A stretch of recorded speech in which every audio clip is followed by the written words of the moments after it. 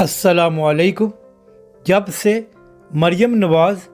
اور بلاول بھٹو کے درمیان لفظی گولہ باری شروع ہوئی ہے تو تب سے وہ صحافی جنہوں نے یہ امید لگائی ہوئی تھی کہ بلاول اور مریم نواز مل کر اس حکومت کو گرائیں گے، وہ صدمے سے دوچار ہیں۔ اور سب سے زیادہ دکھ اور دھچکا حامد میر کو لگا ہے، کیونکہ اس سے پہلے انہوں نے مولانا فضل الرحمان کے دھرنے پر امید لگائی ہوئی تھی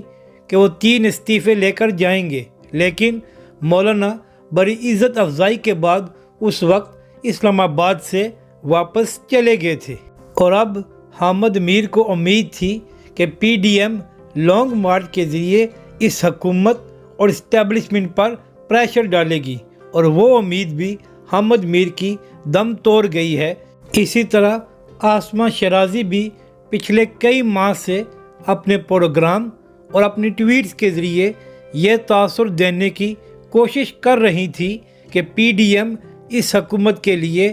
بہت بڑا خطرہ ہے، مگر نون لیگ اور پیپلز پارٹی کے اختلافات کے بعد عاصمہ شیرازی صاحبہ بھی بہت صدمے سے لاچار ہیں۔ عاصمہ شیرازی صاحبہ نے تو اس غم میں ایک کالم بھی لکھ ڈالا ہے اور اس میں بڑے گلے شکوے